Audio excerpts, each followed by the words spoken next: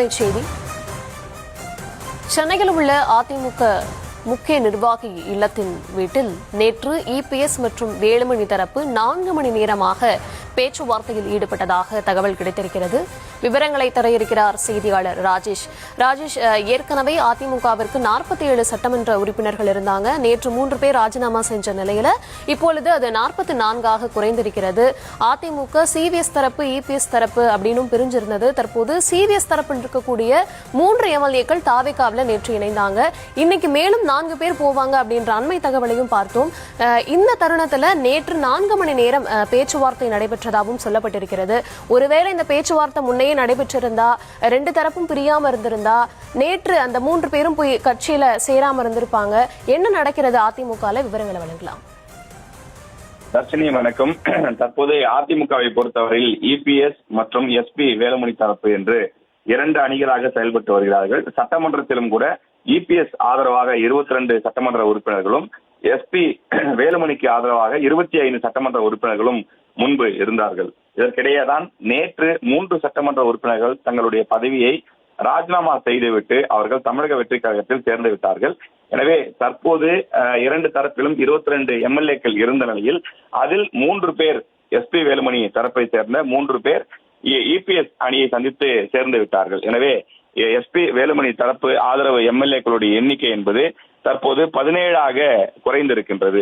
இன்றும் சில பேர் சென்று இபிஎஸ் தரப்பில் சேர இருப்பதாக தகவல்கள் வரக்கூடிய சூழ்நிலையில் நேற்றைய தினம் அதிமுகவினுடைய முக்கிய நிர்வாகி இல்லத்திலே சுமார் 4 மணி நேரம் பேச்சுவார்த்தை நடைபெற்றிருக்கிறது. அதாவது இபிஎஸ் தரப்பிலிருந்து 3 பேர், எஸ்பி வேலுமணி அவர்கள் தரப்பிலிருந்து 3 பேர் என மொத்தம் 6 பேர் அமர்ந்து அந்த அதிமுக மூத்த நிர்வாகியினுடைய வீட்டிலே ஆலோசனையில் ஈடுபட்டிருக்கிறார்கள். அதில் எஸ்பி வேலுமணி தரப்பு 3 கோரிக்கைகளை வைத்திருக்கிறார்கள். இந்த 3 நிபந்தனைகளை நீங்கள் ஏற்றுக்கொண்டால் எங்கள் அணியை கொண்டு வந்து இபிஎஸ் அணியுடன் இணைத்து விடுகிறோம், நாம் ஒன்றுபட்ட அதிமுகவாக பழைய ஒற்றுமையோடு செயல்படலாம் என்று கோரிக்கை வைத்திருக்கிறார்கள். முதலில் எங்களை நம்பி வந்த இந்த சட்டமன்ற உறுப்பினர்கள், அதாவது எஸ்பி வேலுமணி தரப்பு ஆதரவு 17 சட்டமன்ற உறுப்பினர்கள் தற்போது இருக்கக்கூடிய சூழ்நிலையில அவர்கள் யார் மீதும் நடவடிக்கை கூடாது, சபாநாயகரிடமிருந்து மன்னிப்பு கடிதம், அதாவது பாத்தீங்கன்னா ஏற்கனவே புகார் நடவடிக்கை எடுக்க வேண்டும் என்று கொடுத்த கடிதத்தை வாபஸ் பெற வேண்டும், நீங்களும் வாபஸ் பெற்று விடுங்கள், நாங்களும் வாபஸ் பெற்று விடுகிறோம் என்று அந்த கோரிக்கையை வைத்திருக்கிறார்கள். அது மட்டும் இல்லாமல் இந்த 17 பேரில் பல பேர் மாவட்ட செயலாளர்களாக இருக்கிறார்கள். அந்த மாவட்ட செயலாளர்கள் பதவி உள்ளிட்ட மற்ற நிர்வாகிகள் பதவி, யாருடைய பதவியும் பறிக்க கூடாது. கடந்த 13ஆம் தேதி என்ன நிலை இருந்ததோ அந்த நிலை அப்படியே தொடரும் என்று அதிமுக பொதுச் செயலாளர் இபிஎஸ் அறிக்கை விட வேண்டும் என்று ஒரு கோரிக்கை வைத்திருக்கிறார்கள். 3வது கோரிக்கை, வழிகாட்டும் குழு ஒன்றை நியமிக்க வேண்டும். அதில் சிவி சண்முகம் தரப்பு ஆதரவாளர்கள் இருப்பார்கள், இபிஎஸ் தரப்பு ஆதரவாளர்கள் இருப்பார்கள்.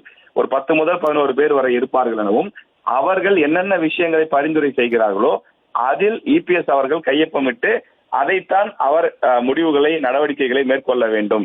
எனவே வழிகாட்டும் குழுதான் இந்த கட்சியை வழிநடத்த வேண்டும். இது போன்ற 3 கோரிக்கைகளை வைத்திருக்கிறார்கள். அதற்கு இபிஎஸ் தரப்பு ஏற்க சம்மதம் தெரிவிக்கவில்லை. அதாவது 2 கோரிக்கைகளை முற்றிலுமாக நிராகரித்திருக்கிறார்கள். வழிகாட்டும் குழு அமைப்போம் என்ற கோரிக்கையை ஏற்க முடியாது, நீங்கள் வாருங்கள், உங்களை கட்சியில் சேர்த்துக் கொள்கிறோம், ஆனால் பதவிகள் அப்படியே கொடுக்க முடியாது. பல மாவட்ட செயலாளர்கள் 5க்கும் மேற்பட்ட தொகுதியை வைத்திருக்கிறீர்கள். உதாரணத்துக்கு C V Shanmugam, KP Anbazhagan, S P Velumani உள்ளிட்டவரெல்லாம் 5க்கும் மேற்பட்ட தொகுதியை வைத்திருக்கிறீர்கள். உங்களுக்கு 2 அல்லது 3 தொகுதி தான் வழங்கப்படும். இந்த கோரிக்கையை ஏற்றுக்கொண்டால் நீங்கள் வாருங்கள், சபாநாயகரிடம் கொடுத்த புகார் கடிதத்தை நான் வாபஸ் பெற்றுக் கொள்கிறேன் என்று இபிஎஸ் தரப்பு சொல்லியிருக்கிறார்கள். எனவே உடன்பாடு எட்டப்படாத நிலையில் நேற்று நள்ளிரவு வரை நீண்ட அந்த மீட்டிங் என்பது முடிவு எடுக்காமலே கலைந்து சென்றிருக்கிறார்கள். இன்று மீண்டும் அதே அதிமுக முக்கிய நிர்வாகியினுடைய வீட்டிலே 2 தரப்பு நிர்வாகிகளும் கூடி ஆலோசனை செய்ய இருக்கிறார்கள்.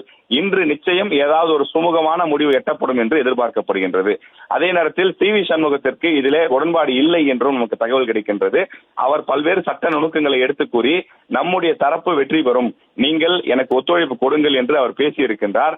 ஆனால் மற்ற நிர்வாகிகள் இல்லை, இதற்கு மேல் நாம் தனி அணியாக செயல்பட்டால் நமக்கும் பாதிப்பு, நம்முடைய கட்சிக்கும் பாதிப்பு, நாம் ஒற்றுமையாகவே செயல்படுவோம், தனி அணியாக தேவையில்லை என்று பேசியிருக்கிறார்கள். சி.வி. சண்முகம் விருப்பமில்லை என்றாலும் தன்னை நம்பி வந்தவர்கள் யாரும் பாதிக்கப்பட்டுவிடக் கூடாது என்பதற்காக இந்த இணைப்புக்கு சம்மதம் தெரிவித்து விட்டதாக தெரிய வருகின்றது. எனவே இன்று நடைபெறக்கூடிய பேச்சுவார்த்தையின் அடிப்படையில் சபாநாயகரிடம் கொடுத்த கடிதத்தை 2 தரப்பும் வாபஸ் பெற்று விடுவார்கள் என்று தெரிகின்றது. அதே போல சபாநாயகரை பொறுத்தவரையில் இன்னும் ஒரு நாள் தான் இருக்கிறது. 15 நாட்களுக்குள்ளாக அவர் நடவடிக்கை எடுக்க வேண்டும்.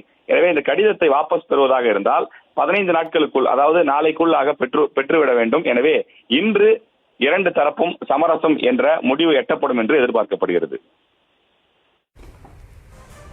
விவரங்களுக்கு நன்றி.